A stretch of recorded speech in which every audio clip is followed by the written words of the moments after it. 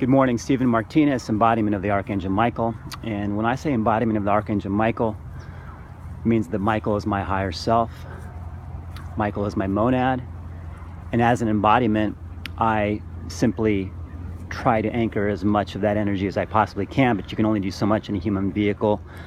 I am but a fingernail. I am but a mouthpiece of this being that once you get to know, and you will get to know the being, the Archangel Michael, the original son of High Creator, the power that he is, the love, the infinite love. Every powerful God with a small g, deity, warrior, spiritual warrior that was ever created is simply a derivative of this mighty being. So when I say embodiment of the Archangel Michael, that's what I mean.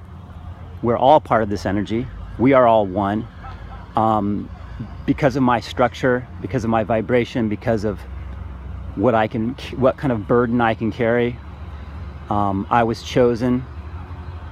If for some reason the powers that be or something would ever happen to me, Michael would just simply choose another vehicle. Not a problem. Again, we are all simply reflections. I am now simply just a reflection. When people come into contact with my energy, I reflect back exactly with what's going on within their vehicles, confronting the ego on all levels, which, you know, it's a difficult thing to say the very least. So today, anyway, I'm celebrating the garbage man, and every form of life that embodies that title, and there are so very many. I am most certainly a garbage man, and I want to say garbage men and women. I want to include that, but I specifically want to celebrate the beautiful brotherhood. And I've never seen a woman do it. I'm sure they're out there, so I don't want to not include anyone, but I've only seen the men who are so underappreciated, just like so many other beings on this planet. And the beauty of what's happening right now is those that have done the work, the real work, are about to be appreciated. So that's exciting. And certainly at the top of that would be the garbage man. But the other who stands at the very top for me is the farmer, arguably the most underappreciated being on the face of the earth.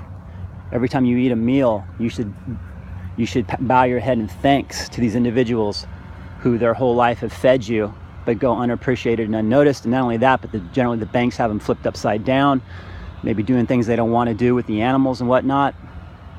So I also salute the farmer, and I've been using Yelp lately to kind of touch in with all the grocery markets that have been feeding me for the last 20 years or so years in my neighborhoods, and to shower out my thanks upon them.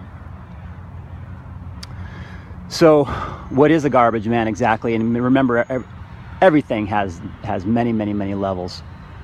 I almost forgot also, I want to appreciate the fly, the insect, the fly. And by the way, the insect world is very hungry right now for the appreciation and respect that it deserves from the human being. When I go into my lucid dreaming, when I go into the higher planes, I'm literally guided into what looks like town meetings with all the heads of the animal kingdom, the plant kingdom, the insect kingdoms. It's pretty remarkable. And there are beings standing now within their power and saying, we're not budging until we are appreciated. So please, give thanks to the plants. Give thanks to the insects, guys. Without the insects, we wouldn't be here. The ants, pound per pound. If I've got this right, there's as many pound for pound ants as there are human beings. Now here, look at this. Here's me. This is my life in so many ways. Picking up the poop, picking up dog poop, and picking up people poop. And I'll go into the many layers that I do that. The biggest one being curling up the astral plane of existence, which we've been based in, where the creations of mankind manifest, literally manifest. So you have creations, whatever people are believing in and worshiping, manifests into actual embodiments. So somebody's got to go take care of that business. Satan comes immediately to mind as high creator. Okay, guys, as the high creator of all things is my witness. I personally rid this planet of that entity, Satan. Really quickly, I'll go through the pretty awesome experience. Listen, I just work here, Stephen Martinez. I'm just an employee.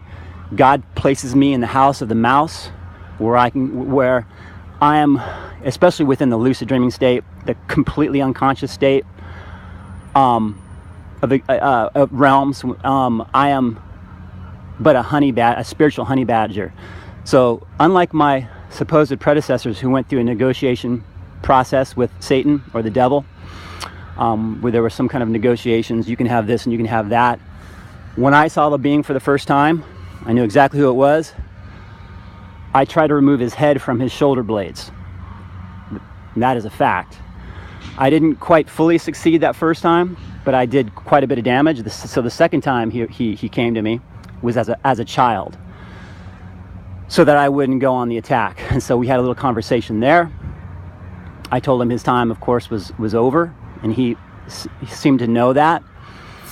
And then the third experience was the big showdown, where I put the sword, an ancient sword, I am assuming the original sword, all the way into his being, into his soul.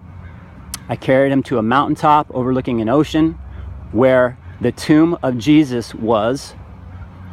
The stone was out of the way. I carried him. He was heavy. And the words, "He's not heavy, he is my brother," came to mind. We looked out over the ocean. The light of God shone down upon us. And this being was transcended. He turned to look at me with long curly hair and a beautiful gleaming face that shone like the morning star, and was lifted up. Now, I don't know who or what he was. Was it a created entity that was created through man's belief systems? Because believe me, guys, he was worshipped more than anybody else on this planet. I assure you that the idea or the concept or an actual deity named Satan was worshipped on this planet far more than God, through our fear. And within the holy books, he was given great power, that supposedly he could battle against high creator, that there was a war in heaven. Somebody please tell me how you can war against the invisible and unimaginable, who with a breath in takes all of creation into his body, where we go and hibernate for a bit before we come out to play again. Somebody tell me how you can war against that. It's absolutely ridiculous. So back to the garbage man. You guys, you want